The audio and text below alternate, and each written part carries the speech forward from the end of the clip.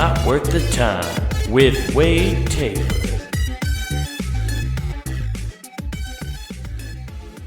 What's up, everybody? Welcome back to Not Worth the Time. It's Super Bowl Sunday. Have you made your bets? Have you got the dip ready? Have you had a bunch of chips laid out? Did you go to the grocery store last minute to get something that you know you forgot for the party? Because you never have everything. There's always one fucking thing you're missing when you throw a big shindig for New Year's or the fucking Super Bowl. It's always last fucking minute. There's always one item, some specialty root beer that you forgot, or some sort of party dip without, gluten or dairy in it for somebody who just need the only one person, and you're gonna get stuck with you get the smallest container you can, but still a tub of it, and then you never want to eat that. You don't want to eat that shit. And that's the worst party dip you could get, is the one that's specialty for somebody's diet, and you never want to eat again. You try to get them to take it, and they won't take it. They're like, no, this is just my treat for these kind of special occasions. This is just my treat for these kind of, so I don't want it in the house, otherwise I'll gobble it all up. That's why I want you to take it. I don't want it to go to waste. I don't want to waste it. I have a problem wasting food, you guys. I don't want food ever getting wasted. I try so hard to eat everything. There's shit in my fridge I'm going to eat right now. I'm just going to gorge. I'm just going to eat a ton of stuff because I don't want it to go bad. But no, you can't take it because you'll eat it too fast, and you can't control yourself. Why can't you portion it out? Maybe that says a little bit more about you and your dietary restrictions than it does about me. If this it's a dietary restriction, you need this dip, right? Because it doesn't have dairy in it, so it doesn't upset your tummy. But you can't eat too much of that dip, otherwise you're gonna throw off your figure. I figured with no dairy in it, it makes it a little healthier, wouldn't it? I don't know. God damn, I don't know. I just went on a fucking tear there, dude. It drives me insane. Specialty requests. I try so hard to, if I'm getting invited to anybody's place for any kind of shindig, I bring whatever I think I need. If I need something special to myself, I will take the burden of my own responsibility and bring it myself. Because that's what you do as an adult. You bring what you need, okay? And if other people maybe want to, try it out, fine. I'm cool with sharing too. But I'm not gonna put it on the host. Make sure you have gluten-free pizza, or only light beers. I can't drink a full one, I'm bringing my own stuff because that's what you do as an adult. You don't hope that somebody else is doing it for you if you have specialty requests, okay? This isn't the Marriott. Okay, this isn't the Four Seasons, okay? You're not staying here. You're going to come over and watch a game, and you're not even going to watch the game. You're going to watch the commercials because that's the kind of person you are. There's a bunch of people listening to this right now going, man, I was all those things yesterday, and you should feel shame for it because this is coming out on the Monday, and I'm shaming you now. It is what it is, though. Hope you guys enjoyed the Super Bowl. Hopefully you enjoyed the time, whatever aspect of entertainment you wanted it for, whether it be the halftime show, the game, the commercials, whatever you tune in for. I hope you enjoyed it. That's what it comes down to. And I hope you didn't bother whoever hosted. I hope you just appreciated their effort into throwing you a nice party. Nothing new there, though. Everybody knows about the Super Bowl's do's and don'ts. But I think what I said applies to all parties. If you have a special, just bring it yourself, guys. Just be an adult. Go to the grocery store. Get what you need and bring it, okay? I don't care if you can't have a full can of it at home. Otherwise, you're just too indulgent. That's on you. Don't put that shit on me, and then I have to keep this dip in my fridge for like 6 months and forget about it because it got pushed to the back. Okay? By the way, I don't understand how people's refrigerators get like that. I think we all have a friend whose fridge is just packed to the gills. Like, it just shit gets pushed to the back, and it's just all sorts of stuff in there. And you're just like, how does your fridge get like this? Do you guys just not eat anything? I know I'm a single dude, but I've also lived with somebody I've had roommates, I've had living girlfriends. I don't understand how the fridge gets so packed. Do people just not eat what they make? They put leftovers in there and then they never touch them. I don't get it. That drives me bonkers. And then they don't go through their fridge. They maybe go through the fridge once a year. That's unacceptable. You should be going through that thing once a week. Once a week, keeping it clean. That's where all your food is. And who knows what you're allowing to grow in there. What kind of, you probably have penicillin growing in your own fridge. I guess that's nice. At least that's the good thing. You got some nice penicillin growing in there in case you get an infection or something. In case you need to fix your syphilis or gonorrhea, you got penicillin right from the source in your goddamn fridge. But other than that, I think you should probably clean out your fridge now and then, okay? I just don't understand how it gets that way. Eat your leftovers, people. It's not that bad. You made it. You liked it. It tastes just as good reheated. And if you're like, no, the microwave drives it out, use the skillet. Dude, the other day, for some reason, put a little bit of butter in a skillet with the lid on it, put some chicken back in the skillet, warmed it up that way. Takes a little bit longer. Takes about 10 minutes rather than the 2 minutes in the microwave. But man, worth it. So fucking worth it. Moist. You got moist chicken again. Nice and just falls apart again once you get that butter steaming through it. Whoo! I'm telling you, that's a game changer. Or use the oven, man. Put a little butter on top of it. Put it in some aluminum foil. Fucking let the butter, just get it all back to just revive that chicken. You don't want to eat dry chicken. Nobody likes dry chicken. I'm telling you, you do it that way, boy. It ain't gonna be dry. It's gonna be delicious. Yes. Anyway, man, I'm just rambling at this point. I don't even know what I'm talking about anymore. I don't know. If it's been a weird Sunday, I'm trying to just get shit done, trying to get this done. Had to run around, go to the grocery store. Had to do my least favorite thing of all time, which is getting my oil change. I know I've ranted or raved about it on this podcast before, but man, do I hate doing anything that has to do with cars. I hate it. I hate putting gas in them.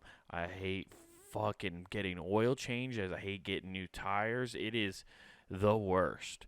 I can't stand dealing with car issues. It's not even an issue. It's just a standard thing, but it just takes so long. Even when you go to the places that's supposed to be an in and out place, it takes forever. What I don't like too is I drive an older car. I drive a 2005. It's got over 200,000 miles on it. Just went over the odometer this week. I think it was either this week or last week. I went and finally hit over 200,000. I put over 170,000 miles on this car, dude.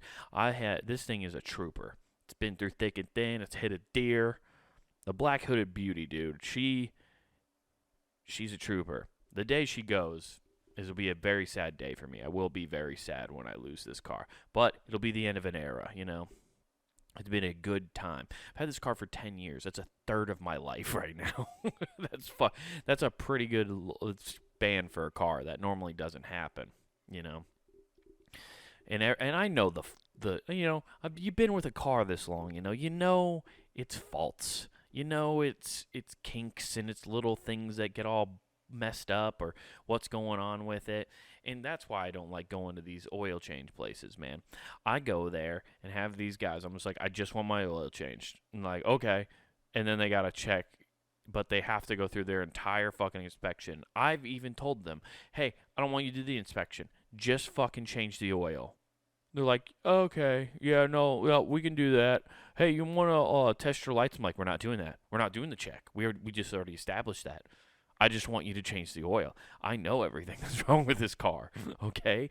They're quirks at this point. They're not, it's like when you're dating somebody for sure. Like, after a while, they're no longer issues or red flags. They're just quirks. It's a quirky car, dude. Of course the transmission fluid's leaking a little bit. Of course there's a little bit of an oil pan dripping. It's fine. It's just a quirk of it, It kind of shits its pants as it goes down the road. That's what an old car does. So, I just can't stand that. I hate that they had to sit there, and then they're like, "We're gonna go through that." Also, well, one of your blinkers isn't working. I'm fucking well aware, bud. I've been trying to fuck with it for a while now. Luckily, the guy was nice this time when I brought up the blinker thing. He was like, "Oh, if you want to try to like figure it out for yourself, you can just try this. This might be a way to figure it out." I'm like, "Oh, that's nice." I'm not gonna do it. I mean, that was the most helpful thing any of them have ever said about it when I've gone anywhere with it. Every other time, they're just like, "Oh, I know a guy you can send it to." I'm like, "Cool, I'm not going to make an appointment to do that." Okay? I'm not going to fix the one front blinker on this car. It's 2023, right? So this car is 2005. So this car is almost 18 years old. Or is 18 years old at this point, I'm not gonna do it. I'm not. I'm done with it. Like, I will not drop more than the oil changes at this point into this car as far as maintenance goes, okay? She's put up a fight, but at a certain point, you got to stop paying the medical bills and pull the plug. That's dark, but it's true. I'm on the lookout for a new car, and I'm trying to do that. And unfortunately, I picked a shit time to try to buy a new car. That's just the way it's going right now. All the fucking cars are getting sold and gone and all of this shit. And it's a pain in the ass. And I make just enough money to want to get this. But, what do you know? The prices of cars are just so different than a couple years ago that I can't really afford a nicer one.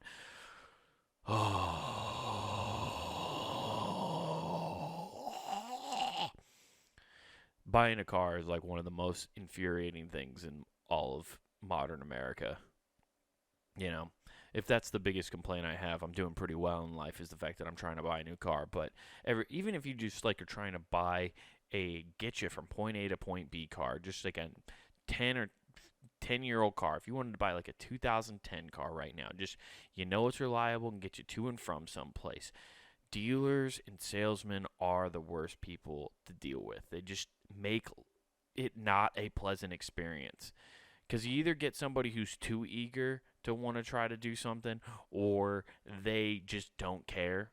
For some reason, if it's not a new car, if they aren't selling a 2022, 2023 for 25, 30 grand, they don't fucking care. I mean, it's very strange how much, like, you just get this attitude. It's like, oh, you want to buy one of our cheaper cars? Well, I don't care.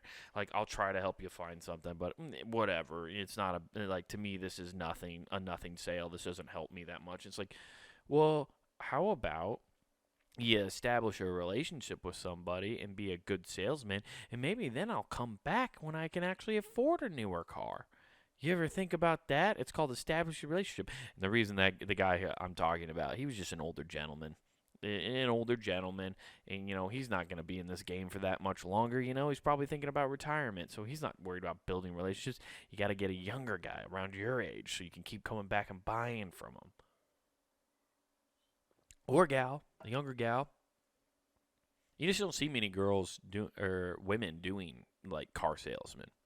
Or car saleswoman. You don't see many of them, that's pretty strange you don't see that, because I know there are girls who are into cars, and I feel like that would be a more pleasant selling experience. I don't know. I think I'd buy a car from a woman a lot more. They bring up features and stuff. It's the reason I like bringing my girlfriend when I go look at some of these cars that I've been there, because she thinks about questions I would never ask. I want a car so basic, it's stupid. You could not have Bluetooth in it. You could not have, it could have roll down windows, like hand crank windows. That's what I'm doing right now. Everything else right now, anything I get's going to be a huge upgrade, and I'm like, wow, this is crazy. And I'm just like, to me, it's just, I'm driving a space age car, okay? I haven't had automatic windows since 2011. Okay, I don't know what it's like to drive a modern vehicle anymore. I get behind the wheel of my girlfriend's car, and it's like driving a fucking spaceship. I remember driving my dad's car. It was like a 2022, brand new, or like a couple years old. Not even, it wasn't a 2022. It's like a 2020, whatever. Whenever he got it, right? It was like 1 or 2 years old, and it was like driving a fucking spaceship. I was like, this is so crazy. He had all these things that like automatically do stuff for you, like the automatic cruise control where it just slows down if someone's going too slow in front of you and it readjusts, and then once they get out of your way, you fucking speed back up again. I mean, you're basically almost a pilot in a fucking space in an airplane at this point. It's so automatic with a lot of the shit. It's wild though. It's wild. I don't know. I got a new job, and now I want to get a new car. I'm just trying to keep up with the Joneses. And maybe some of you are looking to get a new job. Maybe some of you are like, man, I don't like my job, or I don't know if I do like my job. What am I doing? What am I not doing? Well, now I'll help you figure out if you do or don't like your job, because that's what this week's article I found is about. It's called 3 Work Red Flags That Mean It's Time to Quit. Not just resign, quit, guys. So we're going to learn what that is, because I'm actually interested in this, because I think some people of us, we do stay in jobs too long. I know I'm one of those people who can do that, where I'll just sit in a position too long and I won't try to improve myself and kind of just convince myself it's okay. You just got to find the red flags. And so let's take a look at this. We've all been there. Gotten hired, you're ecstatic. Things are new and opportunities seem endless. You dive into your work and tackle what's next to come while enthusiastically meeting colleagues and upper management. Your desk is full of welcome baskets, coffees, and your inbox is full of nice to meet you messages. If only the interview process provided the realistic snapshot of what the workplace was really like. If you're like me, you found yourself in circumstances where this honeymoon phase is an organizational is interrupted by seemingly small events that grab your attention, whether that's leadership's dismissing other executives, being added to an email chain that exhibits aggressive language, or witnessing signs of extreme burnout from colleagues. Feeling that a given job is the right fit can be silenced by conditions that aren't apparent through the hiring process. God damn, isn't that the truth? The amount of times you go through the hiring process is the dating portion of a job, right? They're just putting on their best face, you're putting on your best face. Everybody's kind of padding the stats, talking about what they're capable of and what's going on. You're using fancy words that you would never use in an actual conversation to describe yourself as a catch. Welcome to the hiring process. You use the thesaurus to look up more words to describe your degree to make it fit. What? I mean, I could say I've circumvented. You've never used circumvented in a normal conversation ever. And if you did, your friends would call you out on it and make fun of you, okay? Or efficient, when nobody calls themselves efficient other than when they're in a goddamn work meeting, okay? These small signs, aka red flags, can compound over time and ultimately drive workers away. The question lies in where to draw the line. How can you tell previously when you move from an opportunity before you're in too deep? Here are 3 red flags to identify and avoid that you do not find yourself in a situation that is not aligned with your professional and personal purpose, values, and goals. Number 1, you don't feel value. Not feeling valued is a serious red flag. This feeling can come in all kinds of circumstances, but often we feel value when we are heard. Years ago, way before the digital nomads became an industry standard, I was working for a company on the West Coast, and a family member of mine on the East Coast was dying. I needed to get to the East Coast, work from home for a few weeks to be with my family. HR responded, if you're in a situation where you cannot be at your desk, then we recommend you taking time off. We cannot allow you to work remote. Damn. It's crazy how much that's changed. I don't know what year they're talking about in this, but that was a totally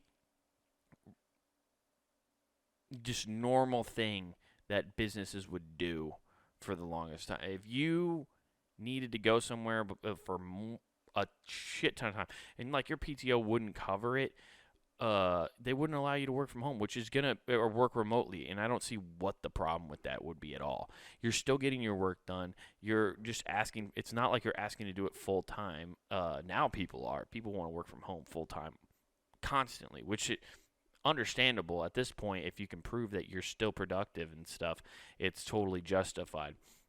I over the next couple of years, you're going to see the statistics come out if the hybrid work schedule works better. I would love to see uh, in office versus out of office productivity, and I think you'd be shocked to see.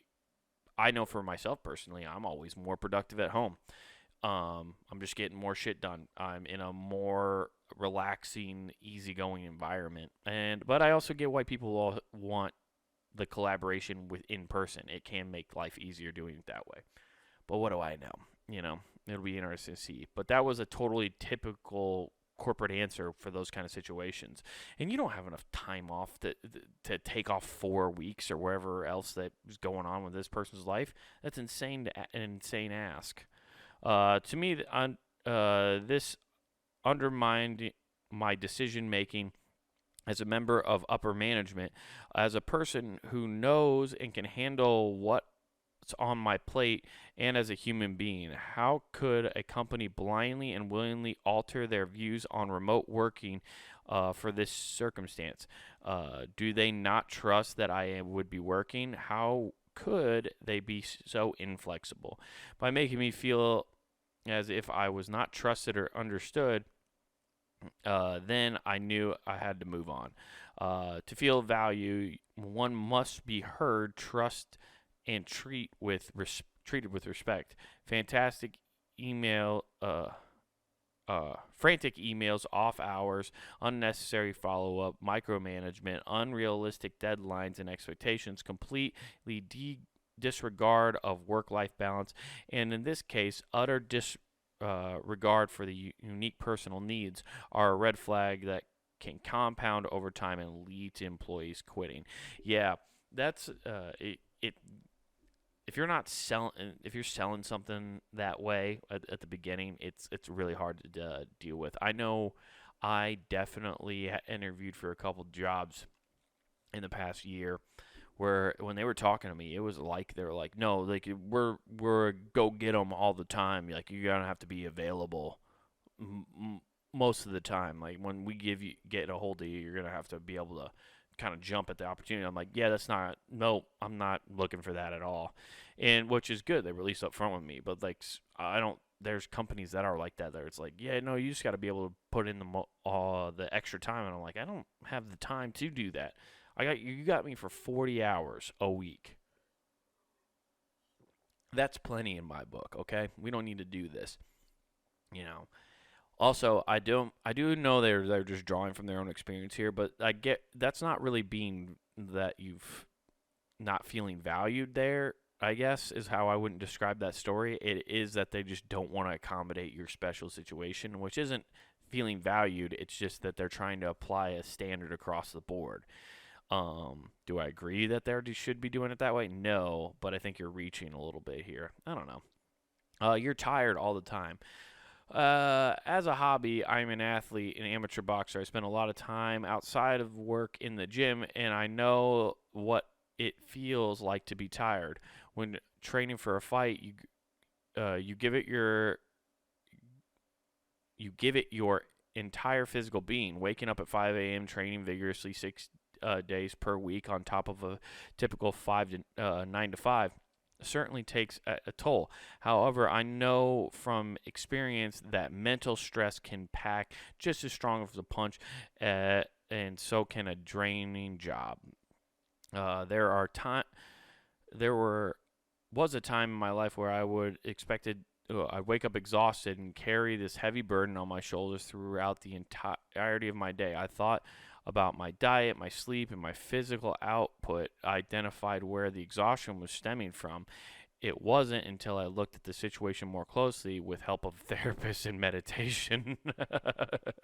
It's always therapy and meditation that breaks through on the other side there. That I recognized that the exhaustion was a result of constant stress and lack of boundaries that I was experiencing at work. I was facing a complete and utter burnout.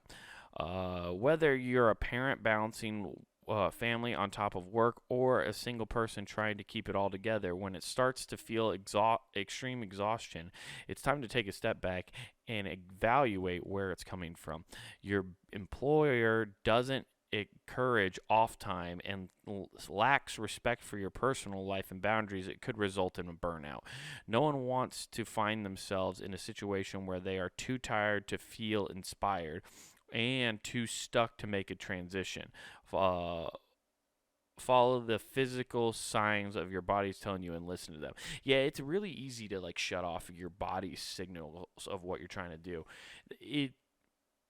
I am very guilty of that. I do that constantly where it's just, oh, no, that's just, nah, that's, I don't know what that is, but it's not that, and I don't need to listen to it. I just need to keep doing the normal shit I'm doing, and I just keep doing, until you finally sit down and go, nah, dude, fucking, let's chill for a second, okay? Let's listen to what's going on here. And you got to do that. You got to stop and take inventory of what your body is feeling sometimes, and that'll help you figure out what the fuck's going on. Let's see here. The third and final one, you're not learning anything new. That's right. If your bosses aren't being like teachers and teaching you stuff, then it's time to get the fuck out because they don't want to put any more into you. At one point in my career, I stayed at a toxic agency long enough to realize that I hadn't reached a point of no longer learning new skills. In fact, I was learning what not to do, which is still valuable, but certainly not what I was looking for when I was trying to be my best self. In reality, most modern times, jobs must come with a meaning. They must spark joy for you in some way or another, and often joy comes from learning a new skill and exploring new topics that excite you. When you find yourself in a position where these points of interest are metaphorically sitting on a shelf collecting dust, it's time to get out. If you're not learning, then you're overdue for something new. Yeah, the learning stuff at a new job is super valuable, especially if you're trying to build some kind of resume or build up and learn things. It's tough to want to learn new things. I know I find it very hard. I just always want to master whatever I'm doing first, and then I'll try to add on later. The problem is you can't master anything really. There is no real skill that you can completely go, oh no, I know this like you can know it kind of, but you're not going to know everything, and it's easy to just say, no, I'm going to focus on this. You got to force yourself into a new thing now and then to make yourself try to understand and develop a new skill, and it's hard to do. I don't know. Anyway, well, hopefully that helped you guys if you're trying to get a new job and needed to know if you're in a rut or you're stuck. But, guys, while you're trying to figure out your life, you should head over to puntinggame.com. That's right, puntinggame.com is where, while you're trying to figure out your life, you can need some background noise. And that's where we have all the shows for you. We got Who Gives a F? We got this show, Not Worth the Time. We got The Empty Parlor and all our backlogs of all of our other shows that we've had on the network over the years. So go check all of them out. You guys will love them. And don't forget to head over to the Punting Game shop, guys. That's where you can get t-shirts, hoodies, all sorts of cool stuff to promote and help us here at puntinggame.com. Just go buy yourself a nice hoodie. You'll enjoy it. You'll love it. And don't forget to use promo code NWTPOD. That's NWTPOD, and that gives you free shipping at checkout. So don't forget to do that. And then head over to youtube.com, Comic Wade Taylor, guys. That's where you can find this show, watch me read along in horror, as you're like, man, this guy can't read for shit. And then you can also check out the clips from Who Gives a F, clips from my stand-up. You can catch my half-hour Wild Horses on there, all sorts of cool stuff at Comic Wade Taylor on youtube.com. So definitely check that out. Upcoming shows, guys, at the end of this month, February 26th, I'm going to be at Wise Guys Comedy Club downtown Salt Lake City. Come out to that. That's going to be a fun show. Can't wait to do that. Can't wait to be back out in Salt Lake performing at Wise Guys. I'm really looking forward to that. I'll probably be on some other shows in town while I'm out there, which will be a lot of fun. So if you're trying to catch me and you don't catch me on the 26th, that's for sure happening. But if you are out there wondering where I'm going to be, DM me, I guess, on Instagram. Wade Taylor _WGAF. There's a link in the description. Just DM me on there, and I'll let you know if I'm performing at someplace else and can get something worked out so you guys can come see me. Looking forward to those. Anyway, guys, this has been Not Worth the Time. I've been Wade Taylor. Thank you so much for listening this week. I hope you enjoyed your Super Bowl. Hope you have a fantastic next 2 weeks. And remember, don't do anything I wouldn't do.